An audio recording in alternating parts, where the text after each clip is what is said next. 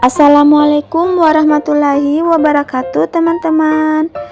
Kali ini kita akan belajar bersama tentang kreativitas dan inovasi. Kami dari kelompok 1 Mata Kuliah Kewirausahaan Prodi Pendidikan Guru Sekolah Dasar Universitas Cokro Aminoto Palopo oleh dosen pengampu Ibu Iin. Adapun teman kelompok kami, Octavia, Indah, Sri Wahyuni, Risin, Nurmiati, dan Zainab.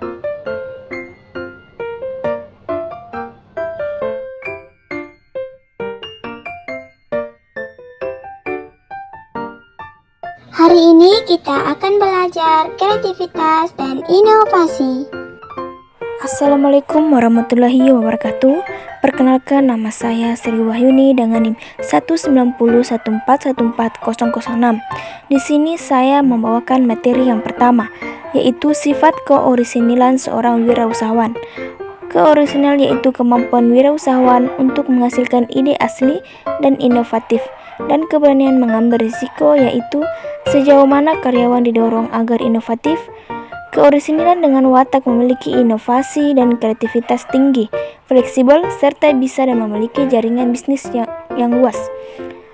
Sifat keorisinal yaitu memiliki contohnya itu kreativitas yang tinggi, memiliki ide-ide yang kreatif, dan seorang wirausahawan itu memiliki sifat yang berani atas tanggung jawab dan berani mengambil risiko yang tinggi. Yang kedua, hubungan kreativitas dan inteligensi.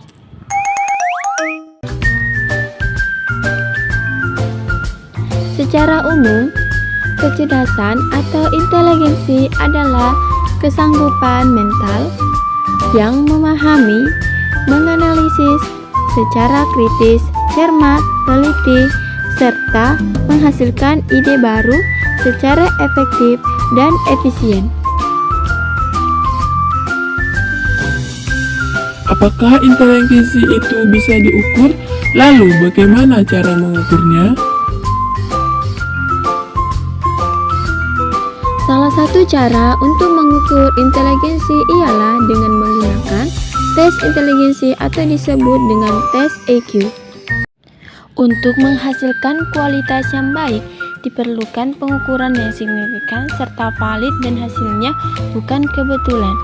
Klasifikasi kecerdasan ini menurut Binet dan Simon, yaitu: pertama, retardasi mental yang meliputi idiot, imbecile, debil; kedua, slow learner; ketiga, normal atau rata-rata; keempat, rapid learner; dan kelima, gifted.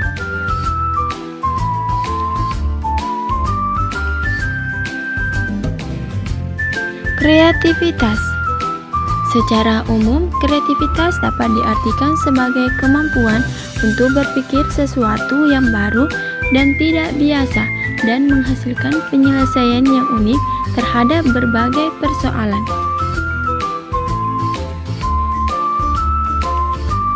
Selanjutnya, hubungan inteligensi dan kreativitas. Inteligensi menyangkut pada cara berpikir konvergen atau memusat, sedangkan kreativitas berkenaan dengan cara berpikir divergen atau menyebar. Penelitian Torrance mengungkapkan bahwa anak yang kreativitasnya tinggi mempunyai taraf inteligensi di bawah rata-rata EQ teman sebayanya. Dalam konteks keterbakatan, ia menyatakan bahwa EQ tidak dapat dijadikan sebagai kriteria tunggal untuk mengidentifikasi orang-orang yang berbakat. Berbagai penelitian mengenai hubungan inteligensi dan kreativitas melaporkan hasil yang berbeda-beda.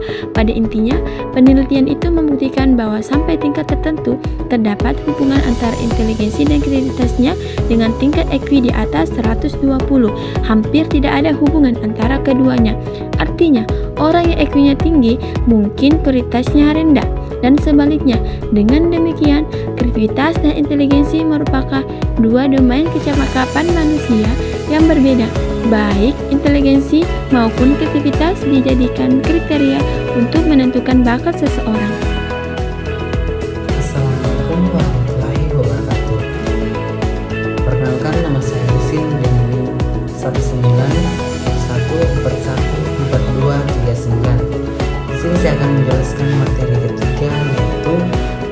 kriteria keberhasilan seseorang wirausahawan. Nah, yang pertama, selalu berpikir ingin sukses. Maksudnya, seseorang pengusaha harus mempunyai mimpi yang besar untuk menjadi sukses. Kedua, punya tujuan yang jelas. Ketiga, fokus pada kekuatan. Keempat, bekerja keras. Kelima, kemauan untuk terus belajar. Keenam, disiplin. Dan yang ketujuh, perluas jaringan kerja. Hambatan kreativitas ada 6, yaitu tidak jelas arah tujuan. Nah, di mana di sini penghambat kreativitas tidak jelas arah tujuan yaitu kita tidak mempunyai target dan tujuan yang jelas dan hanya mengikuti arus yang ada. Kedua yaitu takut gagal. Kegagalan akan langsung menentukan ide kreatif kita, tidak hanya pikiran tentang kegagalan, tapi pikiran takut membuat kesalahan dan takut kehilangan waktu. Ketiga yaitu takut akan kritik. Di mana yang dimaksud di sini takut akan kritik yaitu takut akan dikritik oleh orang lain dan juga takut akan penolakan dari orang lain. Homeostatis yaitu keinginan alam bahwa sadar untuk tetap berada pada keadaan konstan atau sama dengan masa lalu atau kehidupan yang sekarang. Selanjutnya yaitu berpikir pasif. Penghambat kesuksesan yaitu berpikir secara pasif, di mana di sini yaitu untuk mencari ide baru dan informasi baru. Yang terakhir yaitu berpikir rasional dan menjustifikasi. Berpikir rasional adalah kemampuan untuk menjelaskan kepada diri kita sendiri. Baik, di sini saya akan membawakan materi yaitu proses kreativitas. Untuk menghasilkan suatu kreativitas, dibutuhkan proses kreativitas antara lain sebagai berikut. Yang pertama, adanya keinginan untuk menciptakan sesuatu yang lain berdasarkan situasi dan kondisi yang ada. Kedua, berpikir untuk menciptakan atau mewujudkan hasil pemikiran tersebut. Ketiga, melakukan uji coba dan hasil pemikiran tersebut. Keempat, menyempurnakan hasil uji coba. Kelima, mewujudkan hasil kreativitas. Dan yang keenam, memperbanyak hasil kreativitas.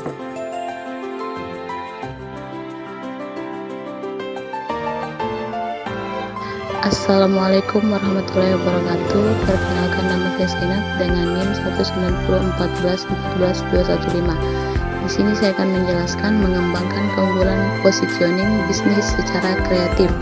Adapun poin pertama yaitu membuat manfaat produk lebih jelas. Poin kedua, mengupdate atribut produk.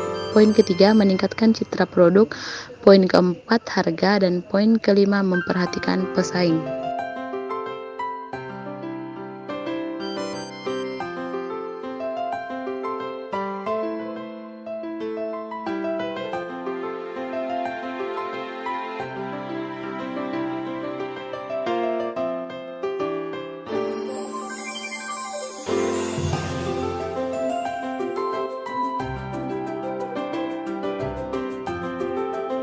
Sekian dari pelajaran hari ini. Kiranya teman-teman mengerti apa yang kita pelajari hari ini. Terima kasih. Wassalamualaikum warahmatullahi wabarakatuh. Dan sampai jumpa.